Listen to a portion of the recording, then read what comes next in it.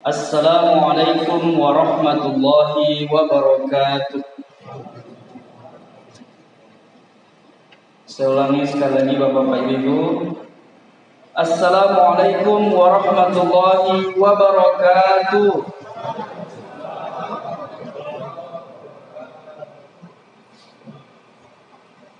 Alhamdulillahirabbil alamin. Huwallazi arsala rasulahu bil huda wa dinil haqq liyuzhirahu 'ala dini kullih walau karihal musyrikun. Asyhadu an la ilaha illallah wahdahu la syarikalah wa asyhadu anna Muhammadan abduhu wa rasuluh. Allahumma shalli wa sallim wa barik ala Muhammad wa ala alihi wa ashabihi ajma'in. Amma ba'd. Pertama-tama dan paling utama, marilah senantiasa kita panjatkan puji syukur kehadirat Allah Subhanahu wa taala yang telah memberikan kepada kita semua rahmat kesehatan, kesempatan sehingga kita dapat berkumpul di masjid yang berbahagia ini dalam rangka melaksanakan sholat Isya secara berjamaah yang akan nanti dilanjutkan dengan sholat tarawih dan zikir. Selawat dan salam tak lupa pula kita sanjungkan kepada Nabi Muhammad SAW yang telah bersusah payah merubah akhlak manusia dari alam kegelapan ke alam yang terang benderang, sebagaimana yang kita rasakan sampai pada saat sekarang ini. Bapak Ibu yang dimuliakan Allah Subhanahu wa taala, pada kesempatan kali ini kami akan menyampaikan tausiah singkat insyaallah tentang peristiwa-peristiwa sejarah besar terjadi pada bulan Ramadan. Bapak Ibu yang dimuliakan Allah Subhanahu wa taala, banyak kejadian-kejadian besar dalam sejarah umat Islam sebenarnya. Kalau kita membaca literatur, jumlahnya puluhan. Dalam kesempatan ini nanti saya akan menyampaikan 3 peristiwa besar dalam sejarah yang terjadi pada bulan Ramadan. Yang pertama adalah peristiwa besar sejarah yang terjadi pada bulan Ramadan, Bapak Ibu sekalian, Perang Badar. Perang Badar ini adalah perang terbuka pertama sekali yang dilakukan oleh umat Nabi Muhammad SAW, umat Islam pada saat itu. Karena Bapak Ibu sekalian, perintah perang ketika Islam datang tidak langsung diturunkan, tetapi ketika tauhid umat Islam pada saat sudah kuat, lalu kemudian mereka juga sudah memiliki jumlah yang banyak, maka perintah perang turun. Karena pada saat itu banyak hal yang terjadi. Peristiwa perang Badar ini Bapak Ibu sekalian terjadi pada bulan Ramadan tahun kedua Hijriah. Lalu kemudian para sejarawan menyebutkan bahwa perang Badar ini adalah perang penentu keberlangsungan Islam ini di masa yang akan datang. Sebab banyak yang memprediksi Bapak Ibu sekalian, ketika umat Islam kalah dalam perang Badar, maka mungkin dakwah Islam itu tidak akan berjalan lagi. Hal itu sesuai dengan doa Nabi Muhammad SAW pada perang Badar. Doa Nabi Muhammad, ya Allah, jikalau rombongan yang bersamaku ini ditakdirkan untuk binasa, maka takkan ada seorang pun setelah aku yang menyembahmu. Semua orang beriman akan meninggalkan agamamu yang sejati ini. Ini adalah doa Nabi Muhammad SAW pada saat perang Badar. Atas izin Allah Subhanahu wa taala, Bapak Ibu sekalian, pasukan umat Islam pada saat itu hanya berjumlah 313 orang dengan pasukan persenjataan pada masa itu seadanya. Hanya beberapa ekor kuda, unta, sementara pasukan musuh yang sejak dulu memerangi umat Islam yang berada di Mekah atau yang kita kenal dengan kaum kafir Quraisy di Mekah memiliki 1000 pasukan yang memiliki armada alat tempur pada zamannya yang canggih dan lengkap. Tetapi apa yang terjadi, Bapak Ibu sekalian, perang ini dimenangkan oleh umat Islam dengan kemenangan yang telak. Ada yang menarik pada saat perang Badar, Bapak Ibu sekalian, dan memang menjadi tradisi dalam peperangan yang terjadi ketika itu. Sebelum perang terjadi, maka ada duel pembuka yang pada saat itu dari umat Islam diwakili oleh 3 orang. Lalu kemudian dari pasukan kafir Mekah juga diwakili 3 orang. Yang pertama adalah pasukan Islam diwakili oleh Hamzah melawan Saibah. Maka duel pembuka ini juga dimenangkan oleh Hamzah dari umat Islam. Lalu kemudian duel pembuka orang yang kedua adalah dari pasukan Islam yang bernama Ubaidah. Lalu kemudian pihak musuh bernama Utsbah. Perang ini, Bapak Ibu sekalian, duel pertama ini antara Ubaidah dan Utsbah, dua-duanya meninggal dunia. Lalu kemudian yang ketiga adalah dari pasukan Islam Ali bin Abi Thalib melawan Walid dan dimenangkan oleh Ali bin Abi Thalib. Ketiga orang perang pembuka yang diwakili oleh kaum kafir Quraisy ini, Bapak Ibu sekalian, adalah mereka orang yang tidak sembarangan. Mereka yang memiliki pengaruh yang sangat luar biasa pada saat itu, sehingga nyali atau mental daripada musuh kaum kafir Quraisy, karena seluruh komandan-komandan mereka sudah meninggal di awal, maka ciut mereka untuk berperang sebenarnya sejak awal sudah mengalami penurunan. Karena ketiganya adalah orang-orang yang berpengaruh dan orang-orang yang memiliki pengaruh yang sangat luar biasa pada saat itu. Lalu kemudian kelak nanti akan turun Quran surat Al-Anfal ayat 45 sampai 46 yang intinya adalah ketika kita ingin menjadi pemenang, pesan dari perang Badar ini setidaknya ada 3 hal. Yang pertama adalah teguh pendirian, yang kedua adalah taat kepada Allah dan Rasul, dan yang ketiga adalah bersatu dan tidak bertikai. Menurut Profesor Dr. Yunahar Ilyas, salah seorang ulama yang sangat luar biasa, pernah menjadi pengurus Majelis Ulama Indonesia, sudah meninggal beberapa tahun yang lalu.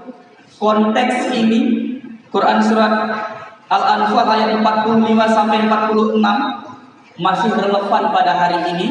Ketika kita ingin menjadi pemenang, maka akan ada 3 syarat. Yang pertama adalah teguh pendirian, yang kedua adalah taat kepada Allah Subhanahu wa taala, dan yang ketiga adalah tidak bertikai. Lalu kemudian sejarah besar yang terjadi pada bulan Ramadan yang kedua adalah pembebasan Andalusia. Bapak Ibu yang dimuliakan Allah Subhanahu wa taala, Andalusia, kalau kita melihat negara modern pada hari ini, meliputi negara sebagian besar Spanyol pada hari ini. Lalu kemudian meliputi sebagian besar wilayah Portugal dan bagian selatan Prancis. Yang luas daripada Andalusia ini sekitar 700.000 km persegi. Ini pernah dikuasai oleh umat Islam. Nah, Andalusia ini, Bapak Ibu sekalian, pada saat itu di sana ada bangsa Visigot yang memang betul-betul menindas, yang betul-betul menyiksa masyarakat Andalusia. Maka perwakilan daripada masyarakat Andalusia menemui gubernur Afrika Utara pada saat itu yang bernama Musa bin Nusair, bahwa masyarakat Andalusia mengatakan mereka di bawah bangsa Visigot, mereka ditekan, ditindas, diintimidasi, disiksa, dibunuh dan lain sebagainya. Maka pada saat itu mereka menemui gubernur Afrika Utara, gubernur Islam yang bernama Musa bin Nusair. Maka setelah diteliti, betul adanya Bapak Ibu sekalian bahwa masyarakat Andalusia sedang mengalami penindasan yang sangat luar biasa. Maka pada saat itu dikirimlah komandan perang yang bernama Tariq bin Ziyad, yang membawa pasukan lebih kurang sekitar 12.000 orang yang nanti akan melawan tidak kurang dari 100.000 orang. 12.000 orang melawan 100.000 orang. Lalu kemudian pasukan Tariq bin Ziyad, Bapak Ibu sekalian, berangkat menggunakan kapal dari Afrika Utara ke wilayah pantai Spanyol pada hari ini di Selat Gibraltar. Lalu kemudian sesampainya di Selat Gibraltar, Bapak Ibu sekalian, ada yang menarik. Tariq bin Ziyad selaku komandan perang pada saat itu sesampainya di Selat Gibraltar mengatakan, "Wahai seluruh pasukanku, kapal yang kita bawa dari Afrika Utara saat ini segera dibakar." Maka pada saat itu Bapak Ibu sekalian, kapal yang mereka bawa dari Afrika Utara semuanya dibakar. Lalu kemudian setelah selesai kapal itu seluruhnya dibakar, Tariq bin Ziyad yang diabadikan dalam sejarah menyampaikan dalam sebuah pidato yang sangat terkenal, "Wahai pasukanku, lautan ada di belakangmu dan musuh ada di depanmu. Tak ada pilihan lain kecuali kita berperang mati-matian." Pidato ini diabadikan dalam sejarah Bapak Ibu sekalian.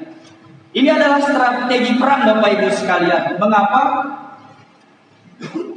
Kalau kita melihat secara perbandingan kuantitas pasukan perang, maka tentu tidak seimbang.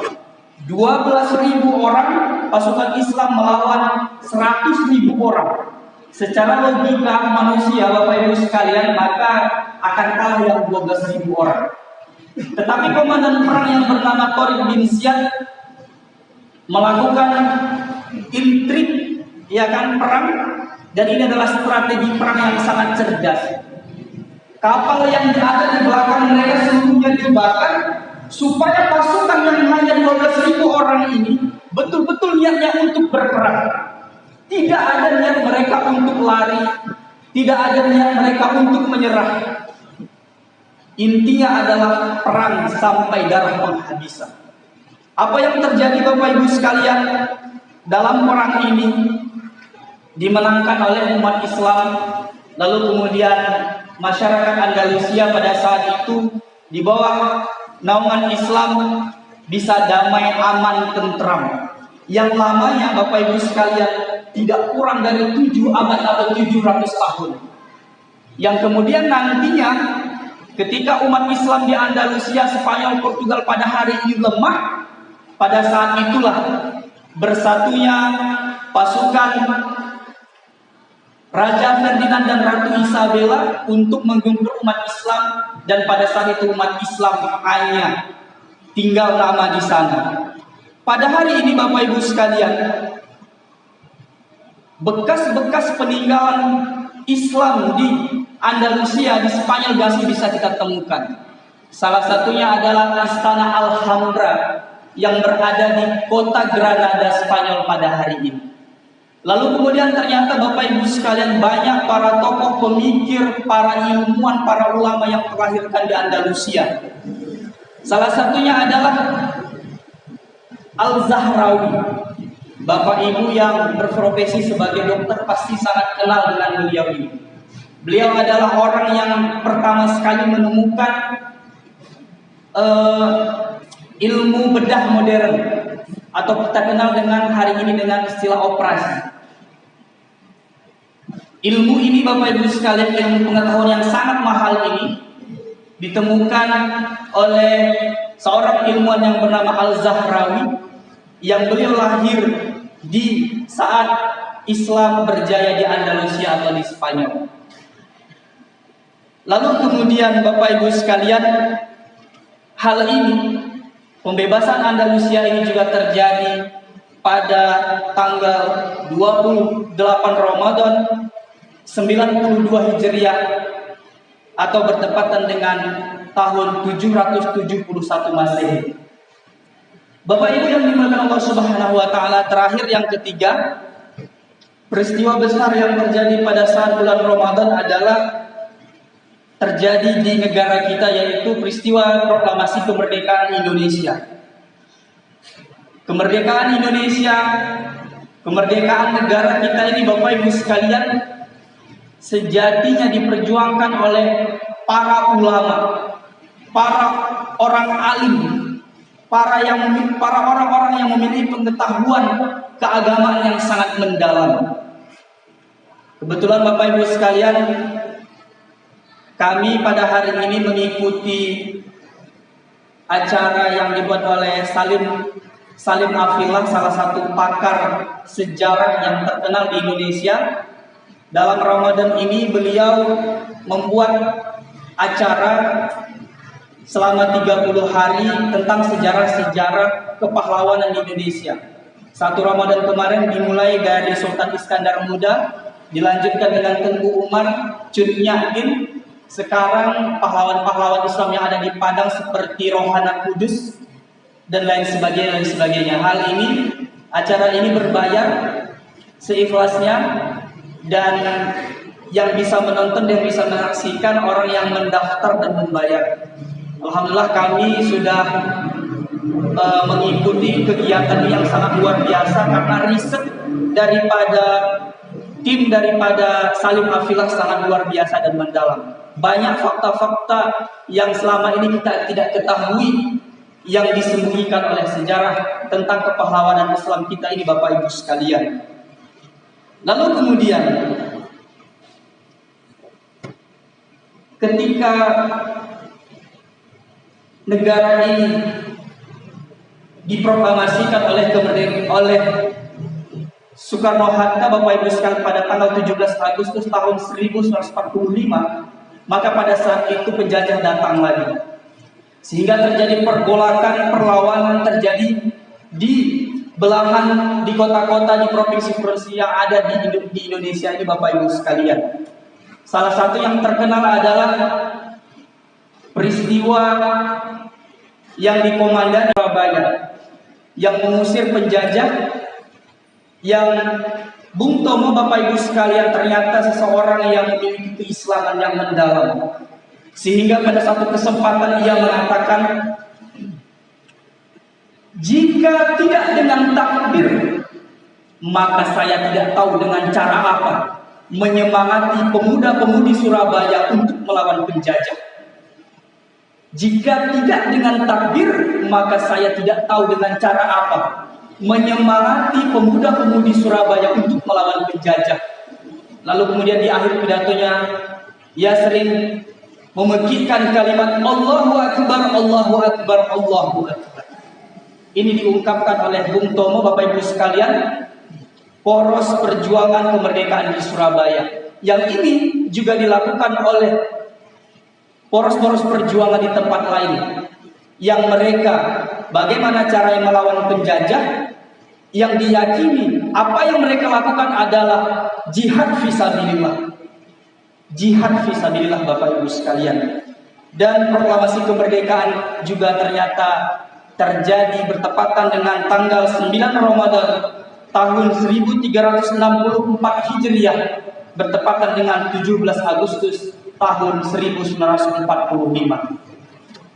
Bapak Ibu yang dimuliakan Allah Subhanahu wa taala, terakhir seketika pulang Nabi Muhammad SAW pulang dari perang Badar, maka pada saat itu Nabi Muhammad menyampaikan kepada para sahabatnya, raja'tu minal jihadil asghari ila jihadil akbar. Faqila wa ma jihadul akbar ya Rasulullah? Faqala jihadun nafs. Kalian telah pulang dari sebuah pertempuran kecil menuju pertempuran besar. Pertempuran kecil yang dimaksud adalah perang Badar, Bapak Ibu sekalian. Lalu kemudian apa pertempuran besar itu? Sahabat bertanya, apakah pertempuran akbar atau pertempuran besar itu, wahai Rasulullah? Rasulullah menjawab, pertempuran besar itu adalah jihad atau memerangi hawa nafsu kalian. Bapak Ibu yang dimuliakan Allah Subhanahu wa taala, pada momen ini kita kebetulan sedang melaksanakan puasa di bulan Ramadan. Pertanyaannya adalah, bisa atau tidak kita memerangi hawa nafsu kita sendiri yang memang betul-betul dilarang di bulan puasa Ramadan ini?